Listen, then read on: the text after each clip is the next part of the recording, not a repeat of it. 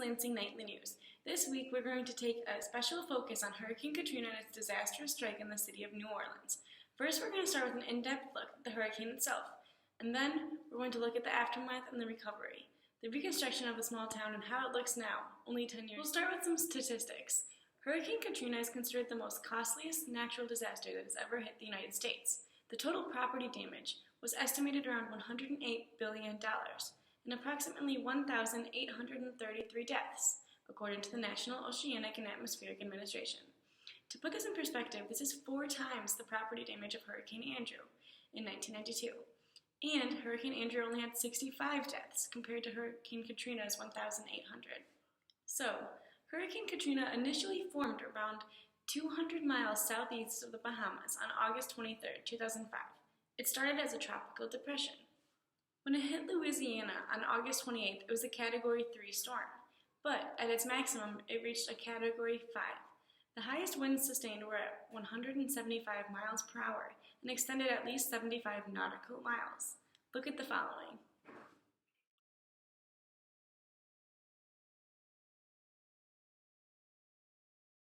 The storm lasted 8 long days, August 23rd through August 31st, 2005, affecting many areas, including but not limited to Cuba, the Bahamas, South Florida, Mississippi, Alabama, and obviously Louisiana.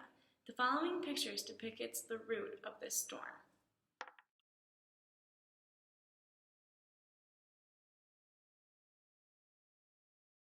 For the relief efforts, the National Guard was immediately called in to help with evacuations, and thousands of citizens found shelter in the New Orleans Convention Center in the Superdome.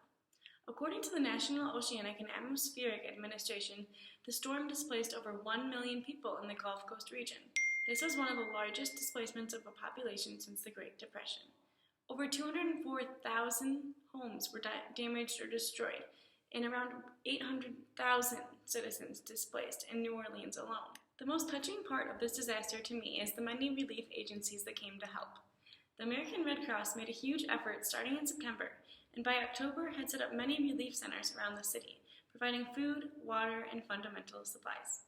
The Salvation Army also had many stations providing both food and medical care. Habitat for Humanity has been very active in building homes since the storm, while they now build constructed elevated houses on hurricane-damaged lots. Repopulating New Orleans followed these efforts and has been slow but progressive.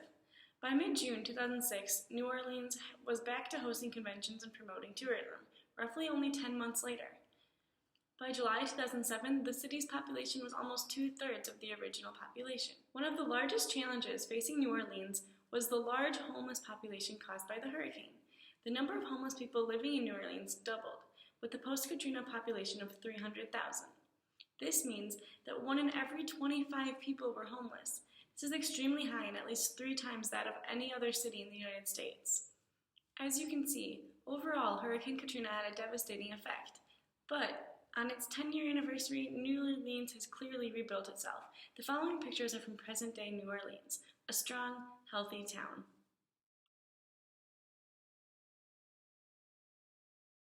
This chart shows us that the pre-Katrina population of 323,000 has not yet been achieved, but the growth is there and evident.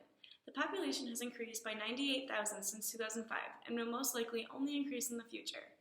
Here's a closer look at the rebuilding in the months following August 2005.